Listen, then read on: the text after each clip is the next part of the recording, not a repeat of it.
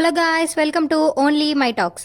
ఆంధ్రప్రదేశ్ ప్రజలకు ఎన్నికల సమయంలో ఇచ్చిన హామీలను అందించేందుకు కీలక నిర్ణయం తీసుకుంది కూటమి ప్రభుత్వం. ఈ నిర్ణయాన్ని స్వయంగా సీఎం చంద్రబాబు నాయుడు ప్రకటించారు. ఆంధ్రప్రదేశ్ ప్రభుత్వం ఎన్నికల హామీలను ఒక్కొక్కటిగా నెరవేర్చే పనిలో పడింది. ఎన్నికల వేళ టీడీపీ, జనసేన, బీజేపీ కూటమి సూపర్ 6 పేరిట ప్రజలకు పలు హామీ ఇచ్చిన విషయం తెలిసిందే. ప్రజా మద్దతులో అధికారంలోకి వచ్చిన కూటమి హామీల అమలుకు సిద్ధమైంది.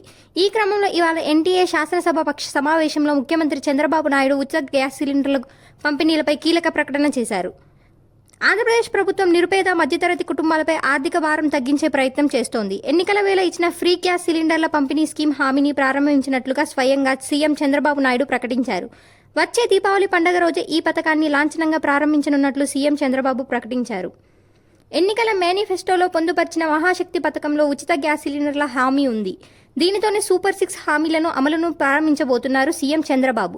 పేద, మధ్యతరగతి కుటుంబాలకు ప్రతి ఏడాది 3 గ్యాస్ సిలిండర్లను ఉచితంగా అందించనుంది కూటమి ప్రభుత్వం.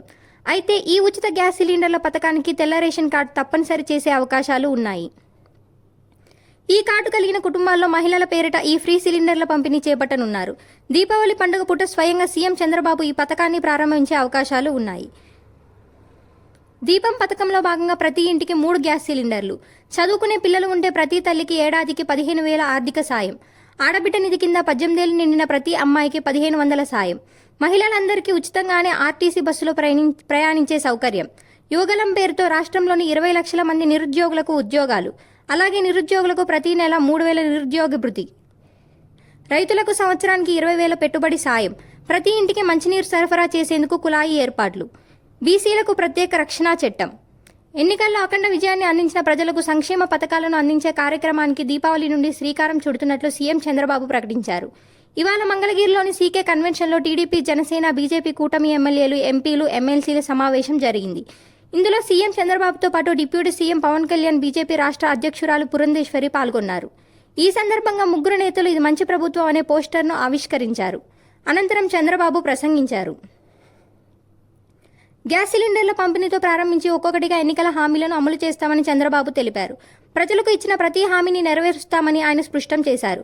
కూటమి ఎమ్మెల్యేలు, ఎమ్మెల్సీలు, ఎంపీలు కూడా తమను తాము నియోజకవర్గాల్లో ప్రజలకు ఇచ్చిన హామీలను నెరవేర్చాలని చంద్రబాబు సూచించారు. ఈ 5 ఏళ్ల పాటు ప్రజా సంక్షేమాన్ని కొనసాగిస్తూనే రాష్ట్రాన్ని అభివృద్ధి చేసుకుందామని సూచించారు. మన ప్రభుత్వంపై ప్రజలు చాలా ఆశలు పెట్టుకున్నారు. అందువల్ల ఇంతటి భారీ మెజారిటీతో గెలిపించారని చంద్రబాబు అన్నారు. 93% స్ట్రైక్ రేట్, 57% ఓట్లు సాధించడం తన రాజకీయ చరిత్రలో ఎప్పుడూ జరగలేదన్నారు. 1994లో కూడా ఇంత మెజారిటీ రాలేదన్నారు. 3 పార్టీలు అనుసరించిన విధానమే ఈ ఘన విజయానికి కారణమన్నారు. మనపై నమ్మకం పెట్టుకున్న ప్రజలు సమస్యలు పరిష్కరిస్తూ వారు మెచ్చుకునేలా అందరి నడవడిక ఉండాలని చంద్రబాబు సూచించారు. మనందరిపై పవిత్రమైన బాధ్యత ఉంది. ప్రతి అడుగు ప్రజల కోసం వేయాలని సూచించారు. అనునిత్యం పేదల కోసం పనిచేయాలి. చట్టాన్ని ఎవరి చేతుల్లోకి తీసుకోవద్దని కూటమి ప్రజాప్రతినిధులకు సీఎం సూచించారు. ఈ 100 రోజుల పాలన కాలకం మీరు చూపించిన సమన్వయం అమోఘం. దీన్ని మరింత దృఢత్వంతో ముందుకు తీసుకెళ్లాలని చంద్రబాబు ఆదేశించారు. ఇలాంటి అప్డేట్స్ కోసం please like, share, subscribe OMT.